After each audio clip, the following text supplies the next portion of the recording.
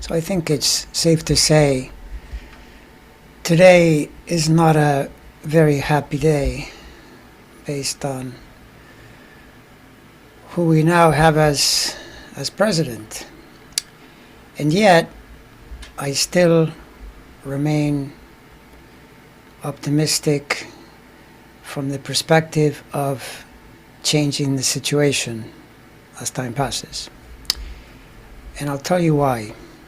First of all, if you are trying to make sense of it, I would encourage you to look at meaningful numbers, such as that when all is said and done, the election was very close, just like the previous election was very close, and the one before that. We're in that pattern in America, for sure, in recent years, due to increased division in our politics. And so it was very, very close. And if you ask yourself, well, how did it happen?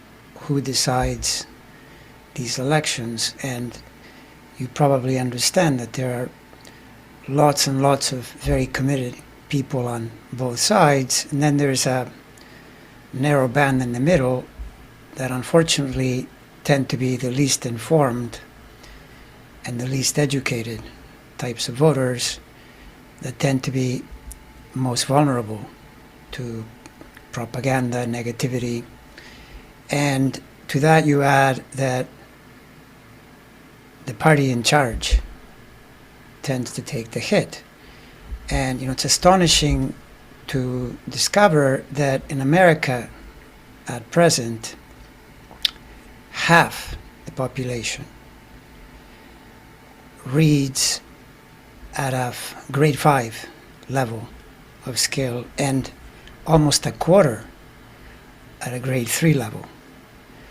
And so this would tell you that there's not going to be a lot of intelligent discernment and vulnerability to being manipulated by corrupt messaging, which we have to admit the GOP is very skillful at perpetrating. There's no question about that. Now to that you add that if you look at the last 60 years, since 1960 basically, 64 years, it's exactly even in terms of which party is in charge, Republican, Democrat, back and forth. And if you go back 100 years, 104 years to be precise, to 1920, the exact same thing happens. 52, exactly even. So now the GOP is 4 years ahead. And the point is that there's another election coming up in 4 years. In fact, there's another important election coming up in 2 years.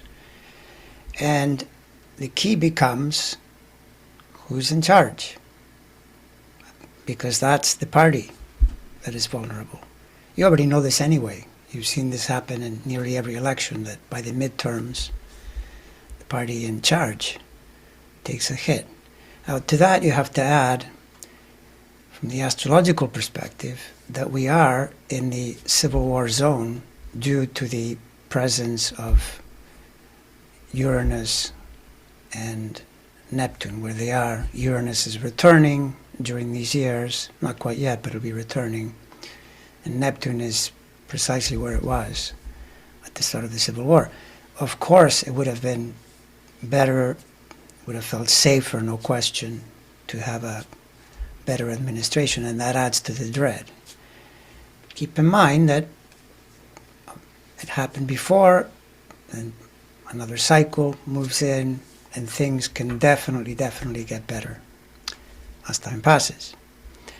And indeed, that's what I strongly suspect will happen this time as well, despite the worries of many around that this particular group of people is very focused on disinformation, autocracy, and manipulation, and that they will seek to manipulate the voting or stop all voting. My answer to that is that I doubt it. I really do. And I say this based both on the political patterns, which to me are really clear, and on the astrology. Because once you realize that the situation we're in is most likely to produce a back and forth pattern, which is exactly what has happened, in a very narrow band, then it's what is likely to happen again. And from the vantage point of looking at a major cycle that most explicitly correlates with free democracy, the idea of power in the hands of the individual within the system, which is what democracy is, the group and the individual. That would be the planet Uranus, which has been that way since it was discovered. This has been the planet first discovered in the early 1780s. In fact, it was discovered concurrent with the increase in democracies throughout the world, the American democracy being one of them and potentially the most dominant. And the same thing happens again during the conflict in World War II. Uranus returns to its original position. Yes, of course, at a cost, there's no question. That period was really difficult, but then humanity returns to the democratic governance by and large. There are still lots of places where autocracy is definitely powerful, but here we are again.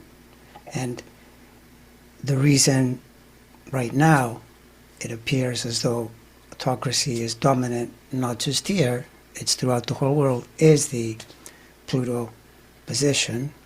And yet, where it is in Aquarius is not a good sign to promote that kind of governance in the longer term. And as I understand it, as it competes with the Uranus energy, it'll lose. And in purely practical terms, because the election is decided by individuals who perhaps are not clearly discerning who they should vote for, nevertheless, it means that these very same people are now going to be expecting results, the results they want. And this is where it gets extremely tricky. They may not be able to spot the bigger patterns and make wise decisions, but they certainly know how inflation is going, how much money they have to spend on things. All of that becomes incredibly complicated for whoever is in charge. And this is what the GOP has to look forward to. And the next election is not that far away, fortunately or unfortunately. That's just the way life is in America on the political level. And I think this is what we should all keep our eye on. And as much as possible, remain positive and remain calm, mostly because if not, you won't feel good, which is the whole point of life, probably. But also because to the extent that anyone has to make a decision within an environment that is difficult, it is staying calm and positive that makes it most likely you will take correct action. And quite honestly, this is the bottom line. There are lots and lots of patterns that I'll be presenting that support the point of view that there are better days ahead, even though today and the upcoming future looks a bit grim, admittedly. Although, if you saw my recent video in regard to the Orange Abomination, he's going to have it pretty rough as well over the next while, which I'm